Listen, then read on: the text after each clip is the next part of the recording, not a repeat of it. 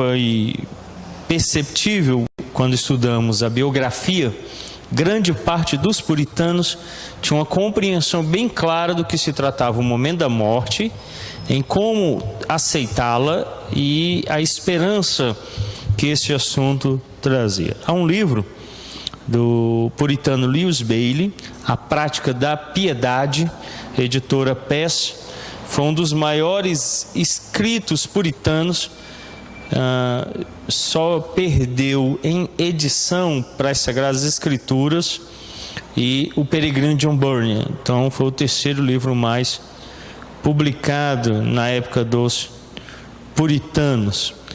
E no livro o Bailey vai trabalhar essa ideia da percepção do cristão acerca do momento da morte, num capítulo no final, onde ele traz o título A Prática da Piedade na Glorificação de Deus em Tempo de Doença e na Hora da Morte.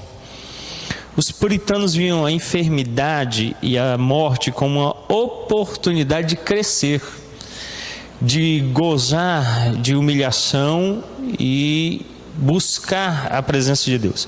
O evangelicalismo tem uma visão diferente. Para o evangelicalismo, morte é maldição, só traz punição, a morte só procede do diabo, a doença só procede do diabo. Então são coisas negativas e que vão atingir o cristão. Os puritanos entendiam a enfermidade como uma oportunidade para o crescimento, para a prova, e deveriam lidar com isso, bem como também a morte. Como hoje nós não estamos tratando acerca do tema da enfermidade, nós vamos ver aqui um pouco daquilo que ele trata sobre a chegada da morte, como que os puritanos lidavam. Então ele traz aqui um subtítulo dentro deste capítulo: Meditações próprias para quem está em probabilidade de morrer. E ele começa então dizendo que se a pessoa estava chegando próximo da morte e via que a enfermidade estava se agravando, ela deveria meditar em três coisas. Primeiro, quão misericordiosamente Deus trata aquela pessoa. Segundo, nos males dos quais a morte o livra. Então a morte ia findar os males presentes. Terceiro, no que a boa morte vai trazer a você, que é aquilo que o apóstolo São Paulo apresenta lá na Epístola aos Filipenses: o morrer é lucro, o morrer vai trazer a oportunidade de estar com Cristo. Hoje também há de nos guiar, além da confissão e o catecismo, são os dois principais escritos puritanos, porque eles reúnem todo o pensamento teológico da época. O livro A Fé Cristã são os estudos baseados no breve catecismo de Westminster, do clássico A Body of Divinity, de Thomas Watson, um pequeno trecho da obra, mas aqui ele vai tratar um pouco sobre este assunto. Mas nós vamos começar pela Confissão de Fé de Westminster, que vai declarar qual era o pensamento dos puritanos sobre o assunto da morte. Primeiro, eles declararam o seguinte, capítulo de número 32, do estado do homem depois da morte e da ressurreição dos mortos. Seção primeira: os corpos dos homens, depois da morte, convertem-se em pó e veem a corrupção. Então, os puritanos vão partir da ideia primeira de que a parte física perece e se transforma em pó. Ela vai sumir, desaparecer. É o fim do corpo físico. Mas as suas almas, que nem morrem nem dormem, tendo uma substância imortal, voltam imediatamente para Deus que as deu. O ensino dos mormons, principalmente hoje, de que a alma está dormindo, ela fica numa espécie de um estado intermediário em sono profundo. Ou a ideia do adventismo do sétimo dia de que a alma morre, perece, contraria o ensino dos puritanos que a alma não morre nem dorme, porque ela é imortal. O corpo é perene, ele vai perecer e vai ser ressurreto depois para a vida eterna. Mas por enquanto ele, tendo morrido, vai ser sepultado. A alma, que é aquela substância interior que Deus deu como espírito vivente, esse torna Deus, como declara Eclesiastes, que o deu e vai estar com Deus. Quem morre em Cristo, naquele dia em que ele morre, ele está com Cristo. Quem morre sem Cristo, naquele mesmo dia ele está no inferno. Ele não fica num estado intermediário, não tem segunda chance, não há mais alternativa, não há mais o que fazer por aquela alma. E aí a confissão declara: a alma dos justos, então aqueles que morreram em Cristo, não é que morreu sem pecado, é impossível. Alguém aqui não pecou hoje? Se levantar a mão é soberbo, então pecou. Todos nós pecamos, por ação ou omissão, não é verdade? Talvez você não tenha matado, roubado, não tenha mentido, não tenha adulterado hoje, mas provavelmente você não tenha lido a Bíblia, não tenha orado sem cessar, não tenha sido bom para com os que estão oprimidos, não tenha louvado a Deus. Alguma coisa que Deus ordena você não fez, e alguma coisa que Deus diz que você não deve fazer, você talvez tenha feito. Por um ou outro motivo você é pecador sempre. A justiça está em Cristo. Quem morre em Cristo é justo. Ele declara então que a alma dos justos, aqueles que creram em Jesus, que o receberam como Senhor e Salvador, e que têm se arrependido dos seus pecados e vivido em santificação, essa alma, sendo então aperfeiçoada na santidade, agora a santificação que era progressiva, crescente, a santificação ela nunca é regressiva. Ela é sempre crescente. Ela nunca será plena nessa vida. Nenhum de nós em vida seremos plenamente santos, mas sempre mais santos. O dia que chegaremos à plenitude de santidade é o dia da glorificação, ou o dia que morremos.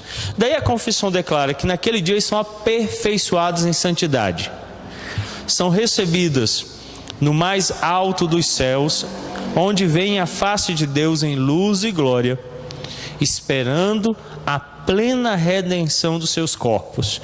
Então quem morre, sendo justo, a alma vai para Deus, o corpo perece, é sepultado e vira pó.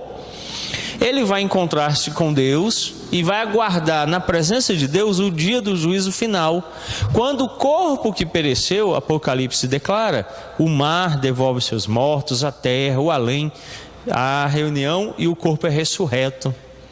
E aí então agora você vai viver corpo e alma na presença de Deus.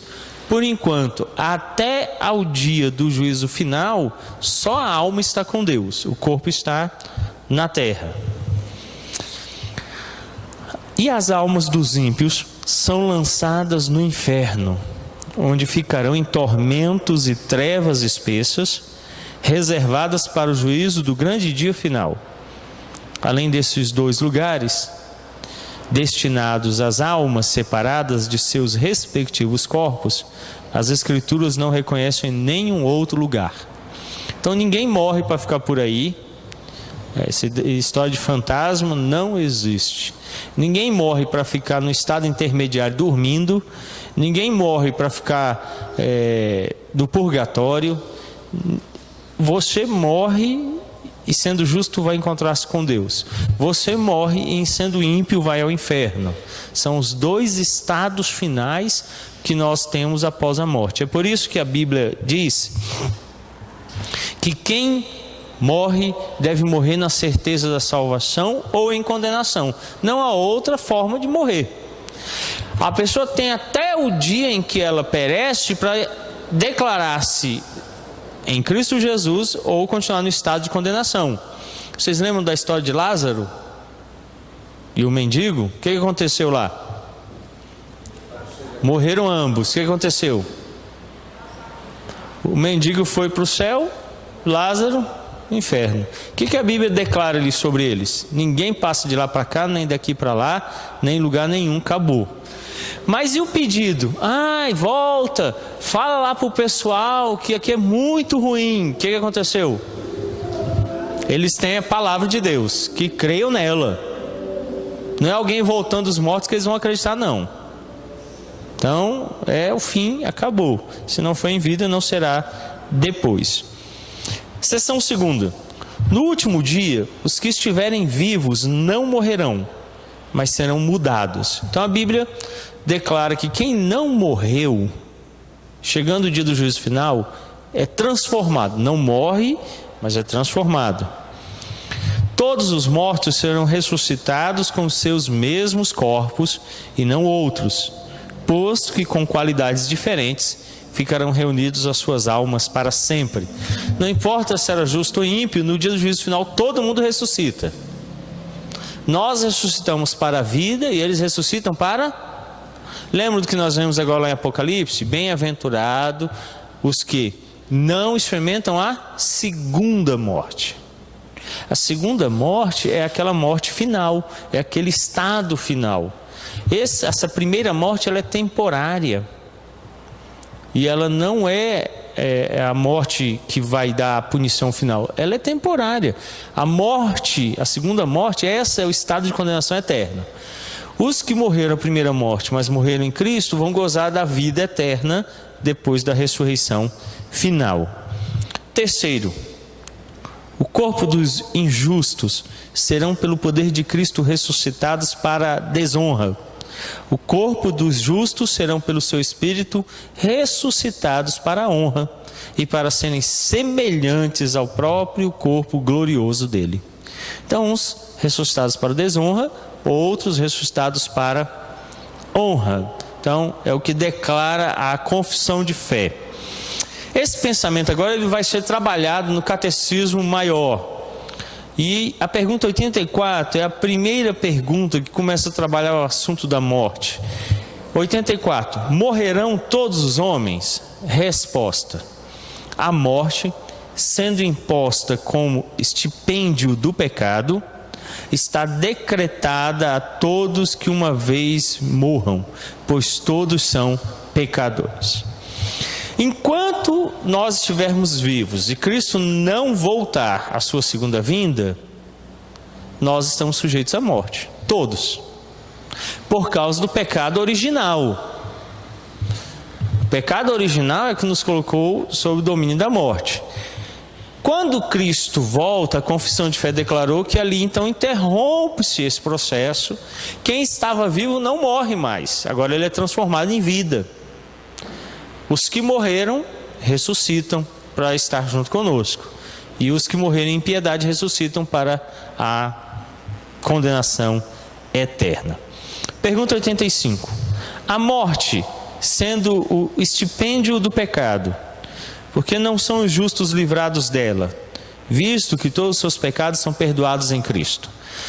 Agora o catecismo teve a preocupação de falar assim, tendo em vista que a pergunta 84 nos estabeleceu a ideia de que todo pecador vai perecer, vai passar pela morte, vai ter o estipêndio, que estipêndio ele diz que é a paga dada por algo que era certo.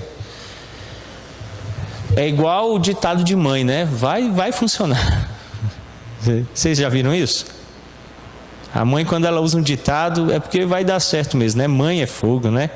Toda vez que minha mãe usa um ditado, pode esperar que o resultado é certo. É a experiência.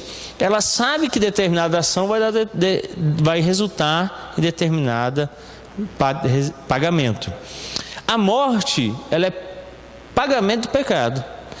Então, preocupados com isso, eles perguntaram, se a morte é um pagamento certo pelo pecado, mas o pecado dos eleitos foi pago em Cristo, por que eles morrem? Por que a gente morre? Então, a resposta. Os justos no último dia serão libertos da própria morte. E no ato de morrer, estão isentos do arguilhão e maldição dela. De modo que, embora morram, contudo, vem isto do amor de Deus, para os livrar perfeitamente do pecado e miséria e os tornar capazes de maior comunhão com Cristo na glória, na qual eles imediatamente entram. Vamos pegar o que o Lewis Bailey disse. O Bailey declarou assim: a pessoa entrou em enfermidade. Ele apresenta várias situações lá. Uma das situações era que quem estava enfermo deveria considerar que a enfermidade era pagamento do pecado original, ou de uma vida desregrada, ou a ação de Deus. Não importando qual desses motivos, ele passaria por angústias. Nós estamos sujeitos a isso.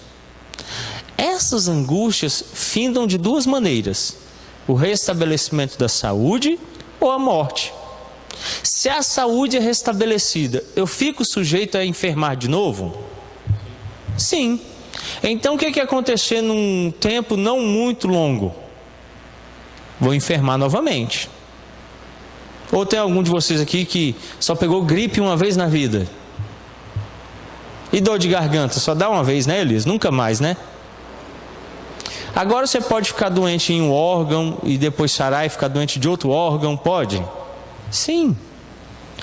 E aí ele diz assim: a morte, ela finda isso. Quando você morre, esses sofrimentos da vida presente findam. O Thomas Watson, ele vai trabalhar isso com maior propriedade, respondendo no breve catecismo. Daqui a pouco nós vamos ver. Mas uma das coisas que acontece é: você não tem mais sofrimento quanto ao pecado, você não fica mais sobre o domínio dele em nenhuma circunstância. As dores dessa vida cessam. E o mais esplendoroso de todos, o tempo de espera, que era aquela frase dita pela igreja do Novo Testamento, Maranata, que é um imperativo, que a igreja está dizendo: vem. Ela está querendo que aconteça, ela está declarando que venha o dia imediato do retorno de Cristo. Por que a igreja dizia isso? É melhor estar nesse mundo ou encontrar-se com Deus? Para o crente era encontrar-se. Daí o apóstolo São Paulo ter dito: melhor é morrer e estar com Cristo. É lucro.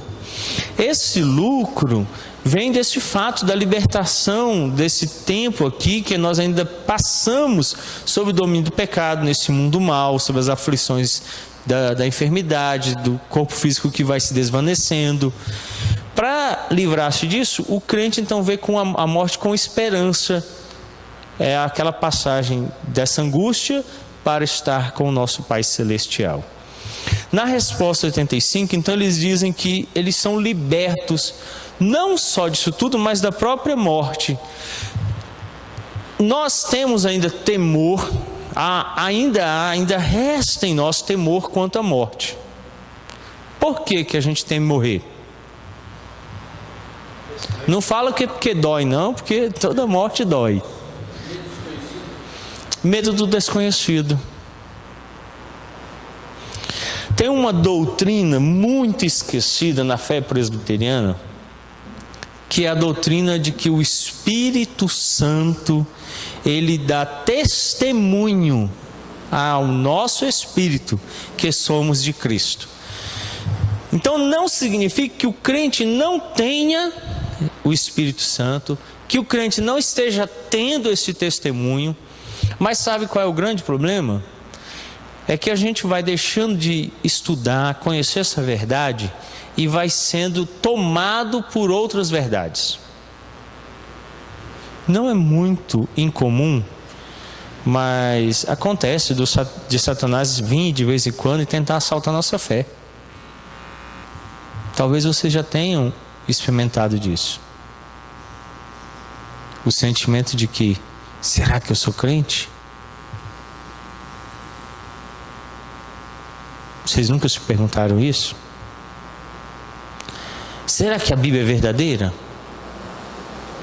E a igreja? Rapaz, a igreja é tanta luta, tanta angústia. Será que esse negócio de igreja é verdade mesmo? Essas dúvidas, ora elas se sobrepõem de tal forma à fé que elas crescem. É por isso que Deus nos deu os meios de graça para alimentar a nossa fé. Como nós não alimentamos, Ele disse o quê? sois de pequena fé. Por que ele disse isso? Porque eles, em vez de alimentarem a fé, estavam alimentando outros sentimentos. Pedro, lembra-se de quando ele desceu do barco? O mar não estava para peixe, né? Esse ditado é forte, né? Estava bravo. E aí lá vai Pedro, todo corajoso. O que aconteceu? No meio do caminho ele para de olhar para Cristo e começa a olhar para onde? Pai, essa onda está muito brava, né? E esse vento? E o barco está ficando muito longe. E eu não sei nadar bem. E começou a pensar nessas coisas. O que aconteceu com ele? Começou a afundar. Foi necessário que o Salvador tomasse ele pela mão e só erguesse ele. O só erguer não foi de Pedro, foi de Cristo. É por isso que Cristo nos oferece os meios de graça. A ceia não tem origem em mim, tem origem nas promessas. O batismo não tem origem em mim, tem origem nas promessas. A palavra não tem origem em mim, ela tem origem na palavra do próprio Deus, naquilo que Ele disse é verdade. Cada meio de graça é o próprio Deus operando a nosso favor, da nossa fé e nos fortalecendo. Por isso, a morte, ela ainda nos ataca tão ferozmente. Mas olha que coisa maravilhosa a resposta da pergunta 85. E no ato de morrer, estarão isentos do arguilhão e da maldição dela. Quando eu morro e eu sou crente, o que acontece imediatamente? Eu rio da morte, eu me encontro com Deus. Toda pressão que a morte exercia em mim quando eu estava vivo, finda. E aí eu só aguardo uma única coisa agora, a ressurreição final. Mas os que ficam em vida, o que acontece ainda com eles? Continuam debaixo. Alguns entram em depressão porque o ente querido morreu. Ficam temerosos, né? Eu já vi gente falando assim, fulano morreu. Ai, Deus me livre de morrer como ele. Passar pelo que ele passou. E começam a temer andar de carro, sair à rua, tomar medicamentos. E ficam assim, o fulano morreu por causa disso ou daquilo. Eu não quero morrer. O pensamento cristão, ele é contrário. A Bíblia diz que nós estamos aguardando ela porque ela é lucro. E quando morremos, nós deixamos então essa existência de grande angústia. E aí ele então vai declarar que eles experimentam o amor de Deus, que os livra perfeitamente do pecado, da miséria e os torna capazes de maior comunhão com Cristo na glória. Pergunta 86. Que é a comunhão em glória com Cristo, de que os membros da igreja invisível gozam imediatamente depois da morte? Resposta: a comunhão em glória com Cristo, de que os membros da igreja invisível gozam imediatamente depois da morte, consiste em serem aperfeiçoadas em santidade as suas almas e recebidas nos mais altos céus, onde vem a face de Deus em luz e glória, esperando a plena redenção de seus corpos, os quais até a morte continuam unidos a Cristo, descansam nas suas sepulturas os seus corpos, como em seus leitos, até o último dia, para que sejam unidos novamente às suas almas. Quanto às almas dos ímpios, são imediatamente depois da morte lançados no inferno, onde permanecem em tormentos e trevas exteriores, e os seus corpos ficam guardados nas suas sepulturas, como em cárceres, até a ressurreição e juízo do grande dia. Por que nós fazemos culto fúnebre? É para dar uma chance a quem morreu? Oi? Nós estamos agradecendo a Deus pelo tempo de vida daquela pessoa, nós estamos consolando os que estão em vida, e nós usamos a situação para dar uma lição. Pelo menos o meu coração funciona assim.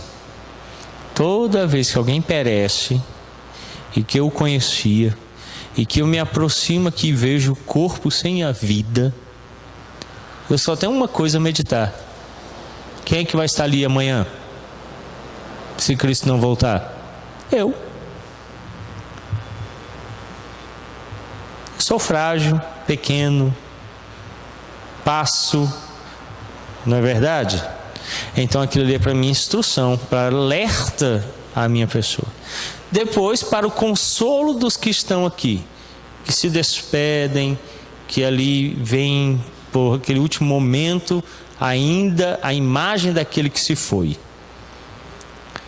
Dessa forma, o culto não prevê as orações pelos mortos, como fazem no catolicismo romano, intermediação de tipo algum, ou homenagem que tente resgatar qualquer que seja o aspecto da vida daquela pessoa.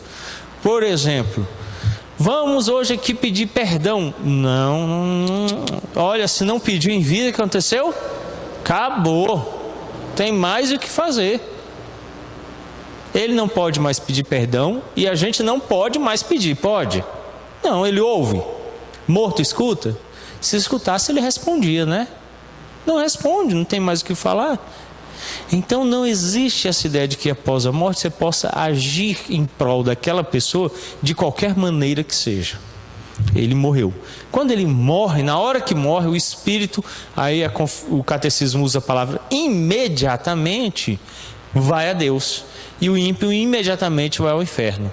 E ali só fica o corpo, que vai perder as suas qualidades com um pouco de tempo que se passar, vindo a perecer completamente, sumindo. Como é que o Thomas Watson trata isso? Primeiro ele fala que a morte do cristão é lucro.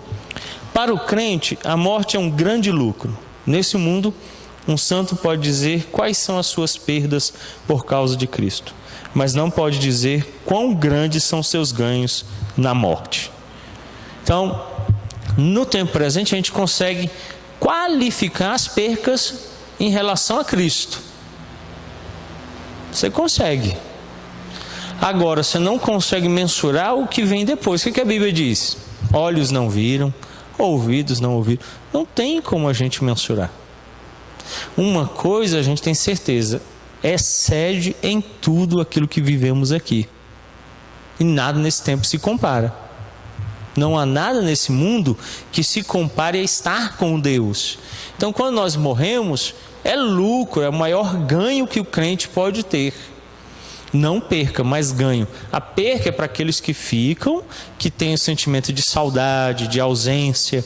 Mas para quem morreu em Cristo, é ganho. Os crentes são, então, em primeiro lugar, livres do pecado na vida.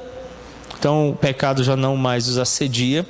Segundo, os cristãos contemplam Deus imediatamente, lembrando que ninguém vê o Pai. Ninguém pode ver o Pai. Como é que nós vamos ver o Pai?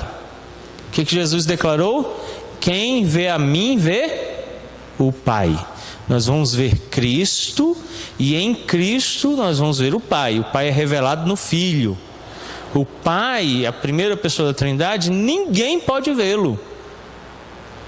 Nós o vemos no Filho, o Filho revela a nós, mas o Pai mesmo não. Então nós vemos perfeitamente o Pai no Filho, que vai nos receber no seu seio e nas suas bodas do Cordeiro. Ali nós estaremos juntamente com Ele. Então, quais são os privilégios do crente na morte? Thomas Watson declara: primeiro, os cristãos recebem benefícios em sua morte. Que benefícios os cristãos recebem em sua morte? Na morte, os santos têm grandes imunidades e liberdades. Primeiro, os santos são libertos do corpo do pecado. Como nós ainda somos assediados e vez ou outra atingidos pelo pecado, na morte isso finda. Nós alcançamos o estado de santificação final, denominado nas Escrituras de glorificação. Já não há mais a possibilidade de sermos atingidos pelo pecado, nem um pouco sequer. Ele finda de vez, ele já não tem mais operação nenhuma em nossas vidas. E nós nos assemelhamos agora a Cristo em um corpo em um estado glorificado. Posteriormente, o corpo na ressurreição final. Também o pecado que nos impedia de fazer o bem cessa. O pecado já não é mais uma força ativa e o pecado não nos domina e nem nos faz cativos por qualquer tempo que seja.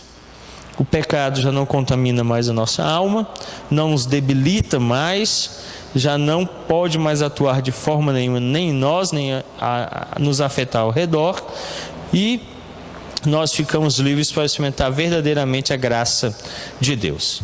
Os santos, então, são libertos das mazelas dessa vida. É outra graça que recebemos. Na morte, os santos serão livres de todos os problemas e impostos que esta vida está sujeita. Então eu já não passo mais, não tem mais tristeza, tem mais choro, tem mais fome, tem mais angústia, não passo mais raiva, não se ira de forma descontrolada. Todas essas coisas que nesse tempo presente nós estamos sujeitos, findam. E aí você já não experimenta mais essas mazelas que são impostas a nós neste tempo. Então ele nos livra das preocupações, a gente já não anda mais preocupado com o dia de amanhã, já não nos preocupa mais com aquilo que possa nos afetar ou afetar os nossos entes queridos. Somos livres do medo, já o medo não tem mais ação sobre nossas vidas. Somos livres das fadigas, não experimentamos mais canseira, não há mais sono, não há mais fome.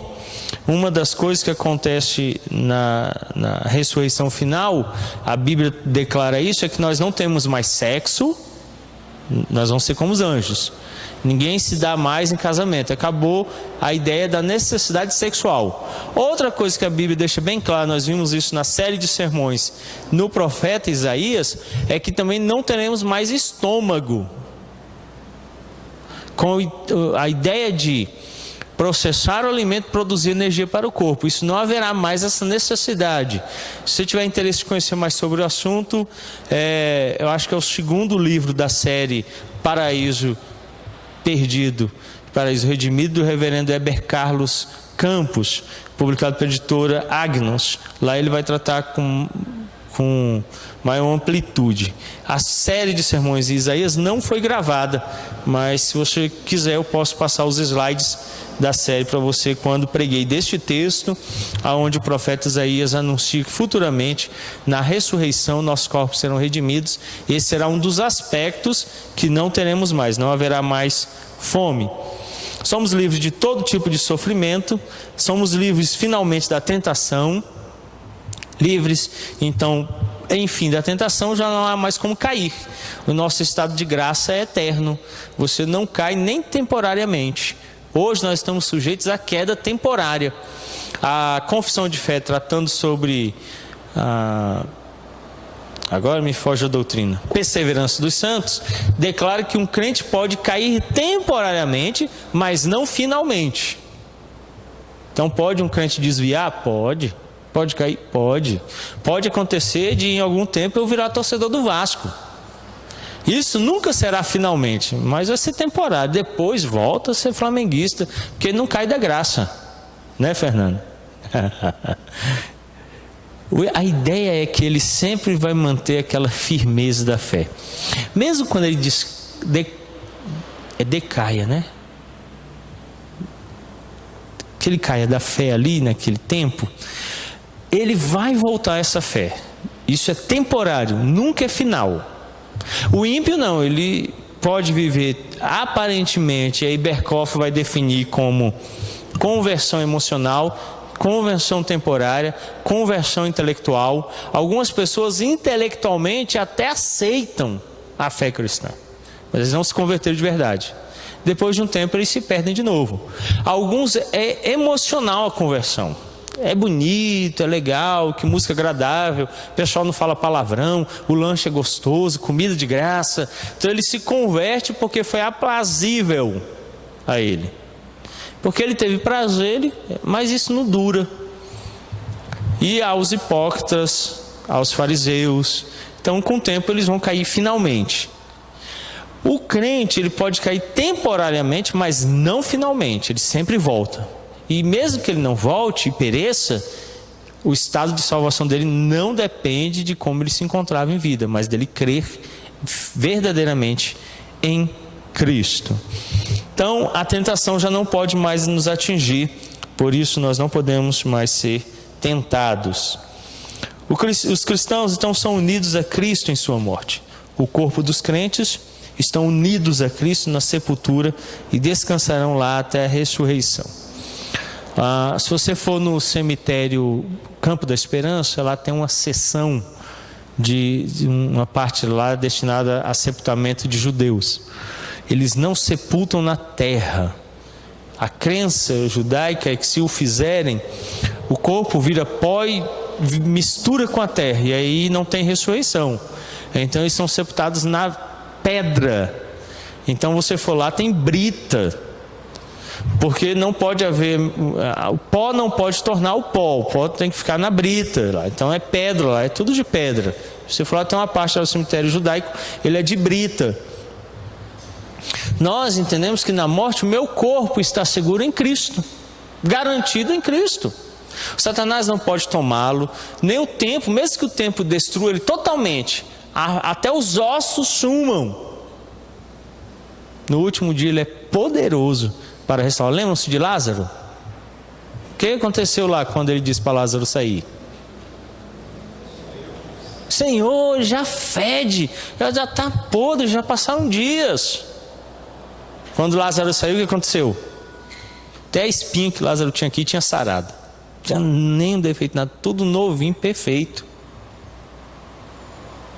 O que acontece com uma pessoa que está ali há vários dias? Ela não apodrece? Cheira mal? Os vermes não começam a comê-la? Quando Lázaro saiu, o que tinha nele? Tinha vermes, mau cheiro, carne podre, perfeito. Então, a doutrina presbiteriana declara que quando nós morremos, mesmo que meu corpo pereça totalmente, suma todo, desapareça. Na exumação do corpo do avô da Elaine, quando retiraram lá, que abriu, eu fui lá para poder assinar os documentos e fazer a verificação. Haviam pequenos pedaços dos ossos e pedaços da roupa. O resto tinha sumido, um pouquinho de cabelo dele. Pouco de cabelo. Se demorasse mais tempo, o resto ia sumir. Então o que acontece? No último dia, Cristo vai restaurar o corpo pertence a Ele. E aquele corpo vai ser restaurado. E aí nós seremos glorificados e viveremos para Ele com sempre. Os ímpios serão ressurretos e vão ao inferno. Então nós gozamos de estar com Ele restaurados, e nosso corpo vai ser guardado por Ele até o dia da ressurreição final. Os cristãos têm também as suas almas glorificadas em sua morte. Na morte, as almas dos crentes passam para a glória. A morte traz a remoção de todo mal e a obtenção de todas as coisas. Ela é o nascer de um novo dia de brilho eterno.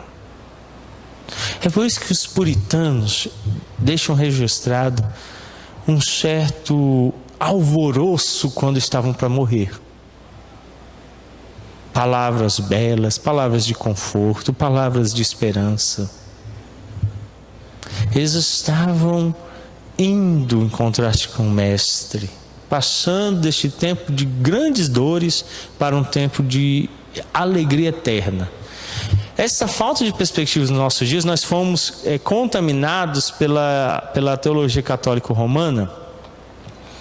A teologia católica romana, ela não tem esperança depois da morte.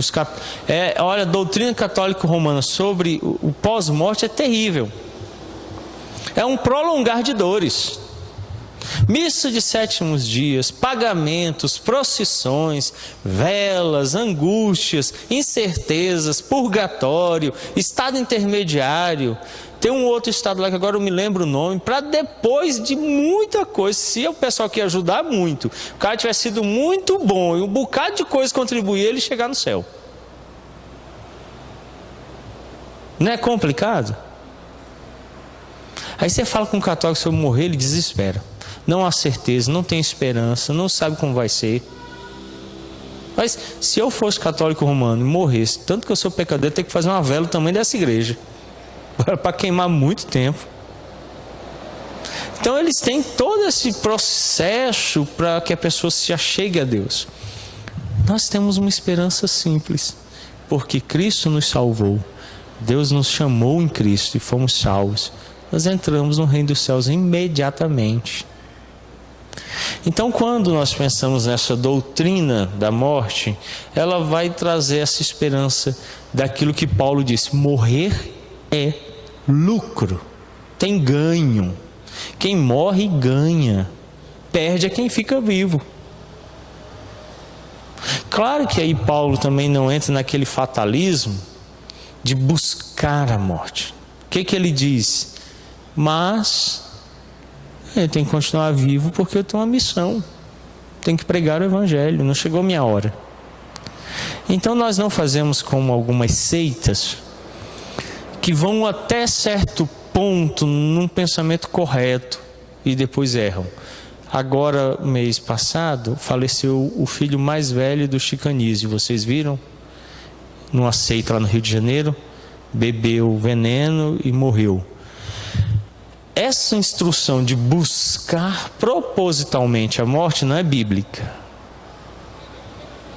Quem é que dá a morte? Deus. Então eu não posso buscá-la. Eu posso almejá-la, é diferente.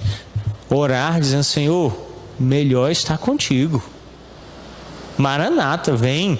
Ele pode vir ou pode me levar, qualquer um dos dois. Mas isso não significa que eu vou dirigir carro com pneu careca, né? Sem cinto. Fazer curva a 190 km por hora. E aí, se morrer, vai para o céu. Fazer roleta russa. Procurar a morte. Esse não é o desejo do cristão. Ir atrás da morte. Mas se a morte se apresenta, o que o cristão tem? Uma esperança de que estará com Cristo. Por isso ela é lucro. Ela é lucro no resultado, não no ato de que o cristão a busque. Então a acusação de que o cristianismo ama, procura a morte, não é verdadeira. Ela tomou uma noção muito ruim no México, por exemplo, onde tem a adoração da morte. Ela se encarna em um santo do catolicismo romano, que agora não me recordo qual. E lá os mexicanos literalmente adoram a morte, fazem culto à morte. Nós não fazemos isso, nós almejamos a morte como o estado final de estar com Cristo. Agora, se a morte se apresentar, nós vamos. Se ela não se apresentar, nós continuamos em vida. Então essa é a perspectiva que nós temos acerca da morte, não da procura dela, mas sabendo que se ela chegar, ali nós estaremos com Cristo. Alguém tem alguma pergunta sobre o tema que nós vimos hoje? Alguma colocação? Sim, Elias.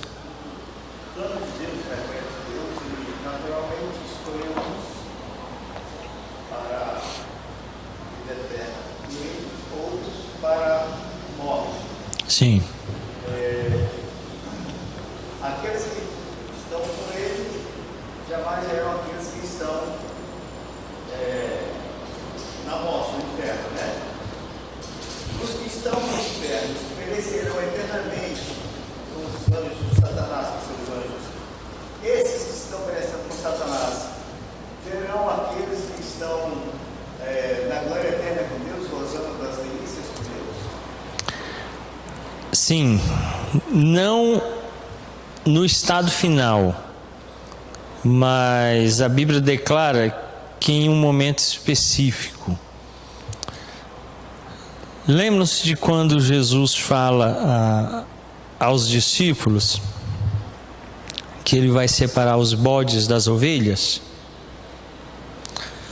No último dia do juízo final, todos estarão à presença dele. Começa em Adão e vai até o último homem que nascer. O que ele faz nesse dia? À sua direita, os seus escolhidos, e à sua esquerda, aqueles que ele reprovou. Então ali vai ser notório. Agora uma discussão muito grande se depois da morte nós lembramos das pessoas, se nós temos memória.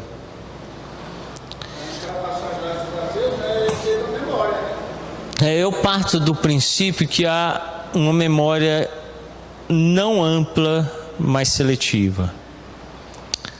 Nós somos seres racionais e Deus requer de nós a adoração ao nome dEle. Para adorá-lo, eu tenho que entender a história da salvação. Antes eu era perdido e agora eu sou salvo. Isso faz com que eu louve, eu glorifique. Agora, será que eu vou lembrar da Alice, do Isaac, da Elaine? E aí eu acho que não. Eu acho que aí não.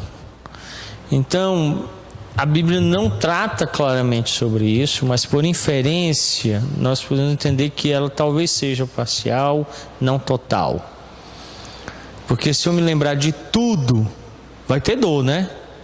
Meu filho, um dos filhos não creu, foi para o inferno. Isso vai doer no coração de qualquer pai, não vai? Então, não sei como vai funcionar. A Bíblia não trabalha isso em amplitude. Bom.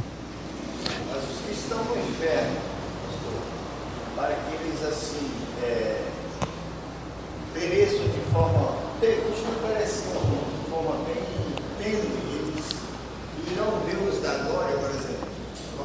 Os que estão no inferno não vemos os que estão na glória. Não. Uma das características do inferno é a ausência total de tudo que é glória. Deus, tudo que representa glória, eles não podem experimentar nada, nem vislumbrar. É a ausência total de Deus. Toda a criação, tudo que é bom, tudo que é perfeito, é só dores e ranger de dentes e angústias. É a única coisa que lhes pertence. É verme, fogo, é o que é deles, só isso, nada mais. Ok? Bom, Moisés. Jesus, depois que ele ressuscitou, ele fez uma refeição, né, com os discípulos, né? Sim, ele voltou e comeu. Mas Jesus, ele tem uma ressurreição diferente. Primeiro, a ressurreição dele não é procedente, né? A nossa ressurreição ela é procedente. A nossa ressurreição procede dele, a nossa ressurreição ela é final, ela vai ser para sempre. As outras ressurreições que ele fez não foram. Lázaro, a filha do centurião, todos ressuscitaram e morreram. Eles não estão aí, morreram. Ressuscitaram de novo, mas morreram de novo. Na ressurreição final, ela é o estado final. Cristo, a ressurreição dele não foi alguém que o ressurgiu, ele ressurgiu dos mortos. A nossa ressurreição é ele que nos ressurge. Então ela é diferente. Segundo, a glorificação dele, ela não ocorreu para aperfeiçoamento dele, ele já era perfeito. Ele era o perfeito Filho de Deus encarnado. Nós somos pecadores, um corpo corrompido, quebrado pelo pecado. E aí esse corpo vai ser glorificado. Na glorificação, o corpo tem mudança. Outra característica é que ele é igual a nós na natureza humana, mas ele difere no todo, porque ele é duas naturezas, humana e divina. Nós somos só a natureza humana. Então tem distinção aí. Se alguém falar assim para mim, Cristo sente fome? Sim, ele é homem. Cristo não precisa comer? Sim, ele é Deus. Jesus precisava dormir? Sim. Ele precisa dormir? Não. Ele precisava andar? Sim, ele andou quilômetros e quilômetros. Viajou de barco, jumento, a pé. Mas teve hora que ele desapareceu e apareceu em outro lugar. Ele tem as duas naturezas. Nós não temos, nós somos só uma natureza. Então há muitas distinções aí. Na ressurreição dele, ele manteve os sinais. Lembra-se de Tomé? Que tocou o quê? Os buracos feitos pelos cravos em suas mãos. Na nossa glorificação já não ficam essas lembranças. Isso a Bíblia deixa bem claro. Nosso corpo é totalmente glorificado. Aí eu não sei se a mudança vai ser de aparência, se vai ser só a retirada dessas marcas, defeitos. Ela não é tão ampla a ponto de apontar tudo isso, mas ela diz que tem mudança. Tá? Sim. Uma vez eu fiz um curso de teologia básica da Assembleia, da Verdade, e lá nos ensinamentos deles, eles falam que quando Jesus morreu, naquele período da terra ressurgia, diz que ele pregou os mortos, né? Ele foi lá pregar os mortos. Isso procede? daqueles mortos que morreram antes da patriarcas. É porque na doutrina assembleiana eles são dispensacionalistas. Então, antes da nova aliança não tinha pregação do evangelho. Aí eles acreditam que Jesus teve que ir lá pregar para esse grupo posterior a fim de que eles conhecessem. Não é assim, não funciona desse jeito não. Agosto de 2013 eu preguei no texto lá de Pedro que trata desse assunto. Eu acho que já está publicado no site da igreja. É muito amplo para a gente discutir aqui agora, mas se não tiver publicado lá, eu posso lhe passar o slide do sermão. Mas ele não foi ao inferno pregar quem morreu. Não é isso que o texto está dizendo. Quem morreu, morreu. Se morreu justo, morreu justo. Se morreu ímpio, morreu ímpio. Ninguém tem como morrer meia coisa, não. Aí a partir já do corpo glorificado, nós habitaremos no céu ou na nova terra? Nos dois. Um novo céu e uma nova terra, diz o texto. Unidos aí por um E. Um novo céu e uma nova terra. É os dois. É porque as pessoas têm a ideia de que o céu seja um lugar físico. Nós não estaremos em outro lugar. Nós estamos aqui. A terra, o Éden, foi feito para nossa habitação. E ele precisa ser restaurado para isso. Nós vamos habitar aqui. Todo o céu e toda a terra, e aí a gente está falando da criação como um todo, vai ser restaurado. O catolicismo romano acredita que tanto o inferno quanto o céu são um lugar físico, outro que não este, destino da criação. O imaginário popular o apresenta como nuvens, as quais nós vamos ficar sobre elas. Isso é tolice. Nem Deus fica nas nuvens. Onde que Deus habita? Lugar nenhum. Deus não habita em lugar. A Bíblia diz que Ele está nos céus, dos céus, dos céus. Claro que é uma imagem para dizer que é um lugar inatingível, inalcançável. Se tem um céu, desse céu aqui, Ele está acima desse céu. Bom, seria o fim da galáxia. Então é um lugar que eu não posso atingir. Mas Deus não precisa habitar no lugar. E aí o pessoal fala assim, vamos lá para onde Deus está. Ele é espírito, ele não precisa habitar em lugar nenhum. Então nós não vamos, nós vamos continuar onde nós estamos. Romanos 8 vai declarar que a criação geme aguardando ser redimida. Ela vai passar por redenção. E aí o novo céu e nova terra é esse aqui. Novo, no texto grego, a palavra novo não significa uma coisa nova, criada a partir do nada, que tem nova existência. É uma coisa que é redimida, restaurada, a mesma coisa. Então, essa mesma terra restaurada, nós somos feitos para viver aqui. Por que ele haveria de ter feito aqui e nos posto aqui se iríamos para outro lugar? É novo céu, nova terra, no sentido de que ele vai ser restaurado em relação a como ele se encontra agora em queda. É só isso. Agora, a alma onde ela está, na Bíblia não diz. Só diz que está com Deus. Agora, não tem. Se você disser para eu apontar para onde fica, não tem como. Não é nem para lá, nem para lá, nem para cá, nem ali, nem acolá.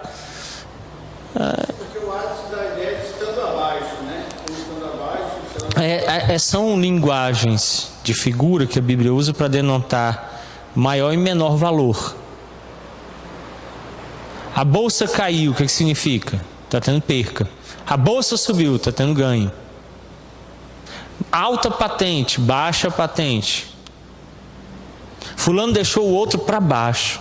O fulano me deixa para cima. São expressões que denotam estados, emoção, ganho. Então quando ela diz assim, para o alto no céu, é uma expressão de ganho. Quando ela diz assim, para baixo, ela está dizendo de perca. Então o inferno não é embaixo. Embaixo é a China, o Japão, do outro lado aí. Então muita gente acha que o inferno é aqui dentro. Não é aqui dentro. O inferno não é um lugar onde eu possa apontar, nem o céu.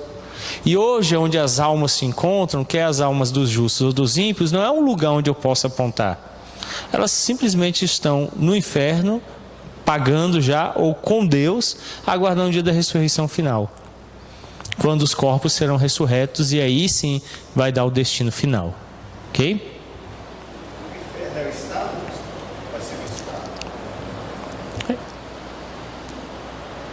A palavra em si denota isso. É um estado final no qual a pessoa está.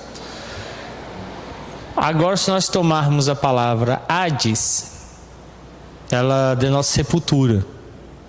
Aí é um lugar físico. Então, há alguns lugares na Bíblia onde está traduzido por inferno, e a Almeida Revista e Corrigida tem a tendência de traduzir mais como sepultura, onde ela diz inferno não era inferno, é sepultura. Por exemplo, esse texto de Jesus declara que ele desceu à sepultura. Algumas traduzem que ele desceu ao Hades, outras traduzem que ele desceu ao inferno. No imaginário popular, o inferno é um lugar físico. Ele não foi, ele foi para a sepultura. Nem desceu, porque os judeus não sepultavam embaixo, eles sepultavam em cavernas, né? Iam nas rochas, por causa da doutrina judaica que não pode colocar na terra, cavavam nas rochas e nas rochas sepultavam. Então, se você olhar as sepulturas judaicas do período romano, os ricos tinham grutas, os pobres eram sepultados nas paredes grandes paredes de rocha, fazia-se beliches, triliches, onde se colocavam os corpos ali. Eles não eram literalmente colocados com terra, né? Não tinha essa ideia de colocar embaixo. Eles eram colocados ali, alguns até mais altos. Mas a ideia é de que eles estavam rebaixados. Agora, o Sheol, que foi citado aí, é um abismo de profundidade que se assemelha àquele abismo lá em Gênesis, sem forma, vazio, de trevas, que é a ausência total daquilo que Deus fez. Por isso o Sheol se torna um inferno, porque é a ausência total de Deus, do ser dele, da graça, da criação, de tudo. É isso, esse é o inferno. Sim, Moisés. A gente vê, por exemplo, a igreja primitiva e também as igrejas lá do início, né, da reforma, eles não tinham medo de morrer, né? Eles enfrentavam a morte, enfrentavam os reis, encaravam a fogueira, os dois encaravam os leões na arena. Talvez seja por causa que eles já tinham mais essa doutrina, muito mais, né? Eles tinham duas doutrinas fortalecidas. A primeira doutrina era de propósito. Os crentes hoje não têm propósito. Então, pro cara, porque ele é crente, porque a igreja é legal, minha mãe disse que eu tenho que ser, porque eu já estava aqui mesmo. O crente que tem propósito, ele vive para glorificar a Deus. E se morrer, vai dar glória a Deus, ele morre. E a segunda doutrina era essa certeza de que a morte produziria esse estado final de esperança e alegria. Então isso motivava os cristãos primitivos a serem mártires. Nós não somos mártires hoje. A pessoa não é mártir, hoje a pessoa não enfrenta nem chuva para vir para a igreja, nem cansaço. Eu gostei muito de algo que o diácono Felipe falou esse final de semana. Eu falei com uma pessoa assim, domingo à tarde, domingo à tarde estou tão cansado, pastor, tem que vir de manhã, tem que vir à noite. Aí o diácono Felipe estava ao lado e falou assim, você veio de manhã, pastor? Aí eu falei, 5h30 eu estava aqui no escritório. Foi para a escola dominical, vim para a escola, pregou, preguei, dei lição. E à tarde eu tenho reunião e depois atendimento. E à noite eu prego de novo. E sábado à noite você pregou? Eu falei, preguei na UPH. Aí o Felipe olhou para a pessoa e falou assim, ei, tem? E foi embora. Eu falei, rapaz, que cacetada, né? Mas o pessoal vive cansado, vive doído, qualquer chuva impede de vir, qualquer sol impede ele de vir. Ele não consegue martirizar nem os prazeres. Lembra do que Lutero nos ensinou a cantar? Se prazeres, bens e o que mais? E riquezas eu tiver que perder, o que vai acontecer? Perde tudo. Fala isso para um crente hoje. Vamos dar um susto no pessoal que domingo que vem chega e fala assim: ó, pessoal, é o seguinte, para ser crente agora você tem que dar tudo que você tem, vai ficar sem nada, só a roupa que você está vestido. E já metade vai embora. Metade vai embora. Você não, mas minha casa, meu carro. Aí você fala assim, outra coisa, todo mundo aqui vai ter que dar agora um ano de missão lá na África, no interior da Amazônia, tá, embora, aí metade já vai embora também, porque ninguém abrir mão do meu trabalho, abrir mão do que eu sou para poder ir pregar evangelho de jeito nenhum. Então as pessoas não querem se doar. Elas têm um ponto, né? Até aquele ponto, chegou ali ao limite, ali para. Então essa falta de percepção do sentido do que é ser cristão, o propósito e esse sentimento impede de haver mártires hoje, em qualquer sentido. Pessoas podiam ser mártires no lugar de trabalho, no lugar de estudo, na sociedade materialista. Olha, é difícil, a gente tem muita frente para sofrer, mas nós não estamos sofrendo. Apesar do apóstolo São Paulo, na Epístola aos Filipenses, ordenar que em Cristo nós não somos herdeiros somente da vida, mas também chamados a padecer com Ele como Ele padeceu. E lá Paulo usa o imperativo. É uma ordem. O crente tem que padecer. Mas como o hedonismo é uma doutrina muito forte nesses dias, prazer vem sempre em primeiro lugar. A vida de prazer. Viver em prazer. A gente precisa ter mais prazer em Deus e menos prazer nas coisas dessa vida. Essa é uma luta que a gente precisa travar ela mais forte. O presbítero Agel tem sido voz ativa nesse sentido, dito que nós precisamos de uma piedade mais prática. Esses dias de novo ele chama nossa atenção para isso. Um conhecimento amplo de doutrina da Bíblia, mas uma vida piedosa muito fraca. Isso não é notório nos crentes. E a gente precisa de mais piedade. Então, eu acho que quando nós vivermos de forma mais piedosa, nós vamos nos doar mais pelo Senhor. Amém? Vamos orar? Pai, nós estamos em Tua presença, certos de que a morte há de chegar para todos nós. E quando isso acontecer, que tenhamos essa fé, essa certeza de que estaremos contigo. Rogamos ao Espírito Santo que dê testemunho interno no nosso coração. Rogamos ao Pai que o Senhor nos fortaleça nessa esperança, para nos trazer conforto, para que em situações de enfermidade e aflições possamos de fato experimentar alegria.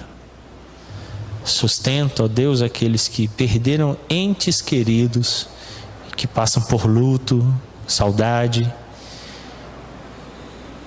Dar-nos, ó Deus, que em breve experimentemos a volta de Cristo, a fim de estarmos com o Senhor, como estão os nossos irmãos que morreram em Cristo.